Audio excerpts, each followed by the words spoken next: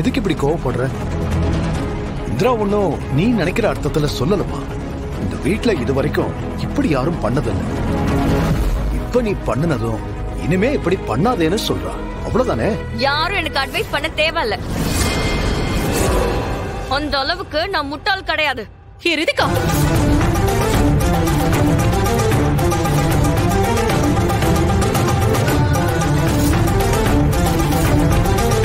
நானும் நீ பண்றதுக்கெல்லாம் அமைதியா போயிட்டு இருந்தா நீ ரொம்ப ஓவரா தான் போயிட்டு இருக்க. இந்த வீட்டுக்குன்னு சில ரூல்ஸ் அண்ட் ரெகுலேஷன்ஸ் இருக்கு. அதையெல்லாம் நீ ஃபாலோ பண்ணி தான் ஆகணும். என்னால அப்படி உங்க இஷ்டத்துக்கு இருக்க முடியாது. இப்ப என்ன, உங்க வீட்டு பணத்தை நான் எடுத்து செலவு பண்ணது தப்பு, அப்படிதானே? இன்னும் கொஞ்ச நேரத்துல உங்க பணத்தை உங்ககிட்டே கொடுத்துடுறேன்.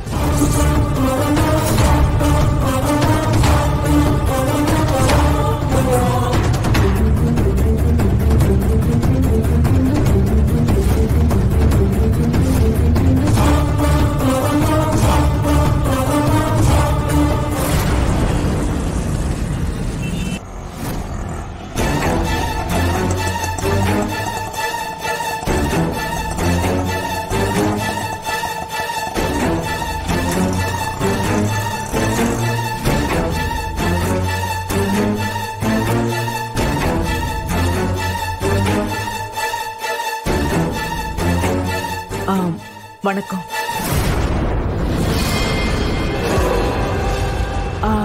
ரித்திகா,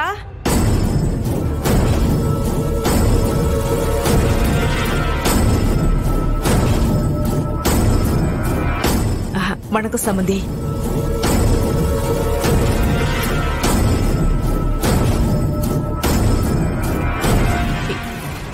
என்னமாச்சு? எதுக்கு அவசரமா பணம் எடுத்துட்டு வர சொன்ன? பணம் எடுத்துட்டு வந்திருக்கியா? எடுத்துட்டு வந்திருக்கேம்மா.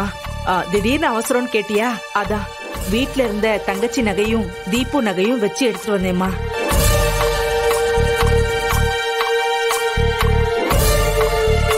அம்மா, எதுக்கு அவ்வளவு பணம்?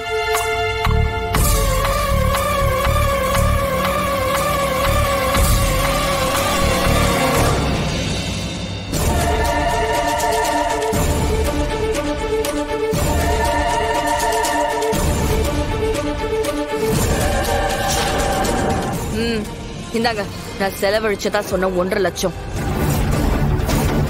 ரித்திகா, நான் சொல்றது கொஞ்சம் பொறுமையா கேளு. நீங்க சொன்னதை தான் நான் கேட்டுட்டேனேங்க. எப்போ நீங்க சொல்றத நான் கேட்காம இருந்திருக்கேன்? இப்ப கூட கேட்டுட்டு தானே வந்தேன். ஆனா நீங்க தான் நான் என்ன சொன்னாலும் காதுல வாங்கிக்கிறதே இல்ல. பொண்டாட்டிய எல்லாரும் முன்னாடியும் சாரி கேட்க வச்சதெல்லாம் வேற லெவலுங்க. சூப்பர். சாரி ரித்திகா, நான் அப்படி பண்ணிருக்க கூடாதுதான். அதுக்காக தான் நான் உங்ககிட்ட சாரி கேட்கிறேன். ஆனா நான் அப்படி பண்ணலன்னா என்ன நடந்திருக்கும்னு கொஞ்சம் யோசிச்சு பாரு.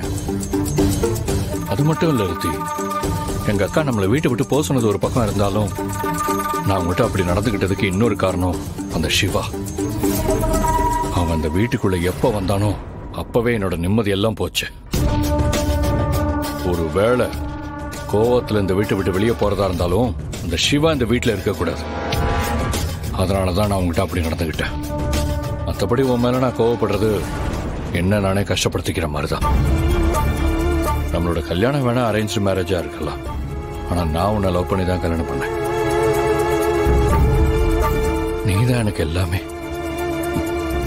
ஒரு நாள் நம்ம லைஃப் நம்ம நினைக்கிற மாதிரி கண்டிப்பா மாறும். அது என்னோட பொறுப்பு. ரித்திகா, நான் உனக்காக என்ன வேணாலும் செய்வேன். எனக்காக என்ன வேணாலும் பண்ணுவீங்களா? கண்டிப்பா பண்ணுவேன். அந்த அயலியும் சிவாவும் இந்த வீட்டை விட்டு போகணும். அதுக்கு ஏதாச்சும் பண்ணுங்க. செய்றேன். கூடிய சீக்கிரமே அவங்களை இந்த வீட்டை விட்டு போக வைக்கிறேன்.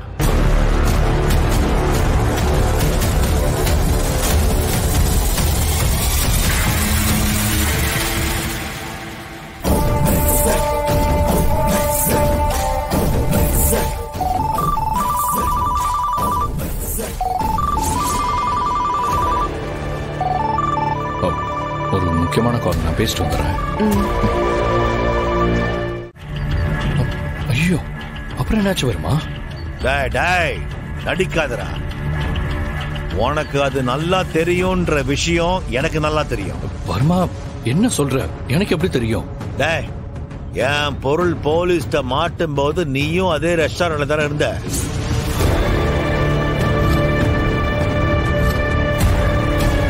என்னடா போலீஸ்ட வேலை போயிட்டியா? வர்மா ஏன் அப்படிலாம் பேசிட்டு இருக்க? டேய், எனக்கு அப்படித்தானே தோணுது. ஏன்னா நீ கொஞ்ச நாளா நடந்துக்கிற விதம் எனக்கு அப்படி தோண வைக்குது. வர்மா நான் ஏன் அப்படிலாம் பண்ண போறேன்? நீ நினைக்கிற மாதிரிலாம் எதுவுமே இல்ல. ஃபேமிலியா ரெஸ்டாரண்ட் போனோம், அது யதார்த்தமா நடந்தது. எனக்கும் அதுக்கு எந்த சம்பந்தமும் இல்ல. டேய் டேய் டேய் டேய் டேய், அது எப்படிடா நீயும் போலீஸும் ஒரே நேரத்துல அங்க போனீங்க? அதெல்லாம் பார்த்துட்டு என்னால சந்தேகப்படாம இருக்க சொல்றியா? ஐயோ வர்மா, சத்தியமா சொல்றேன், நான் பொய்லாம் சொல்லல, என்ன நம்பு. அதுவும் இப்ப நீ சொல்லிதான் எனக்கு இந்த விஷயமே தெரியும். சரி விடு, அதெல்லாம் போட்ட விடு. எனக்கு என்னுடைய பொருள் வேணும். போலீஸால ரொம்ப நாளா இந்த விஷயத்தை மறைக்க முடியாது. எப்படியும் அந்த விஷயம் வெளியே தெரிய வரும். முக்கியமா மீடியால தான் வரும். உங்களுடைய சேனலுக்கு இத பத்தின நியூஸ் ஏதாவது வந்துச்சுன்னா உடனே எனக்கு இன்ஃபார்ம் பண்ணு. புரியுதா? சரி, கண்டிப்பா சொல்றேன் வர்மா. டேய், ஐயோ, ஒருத்தனுக்கு எத்தனை பிரச்சனை தான் வரும்.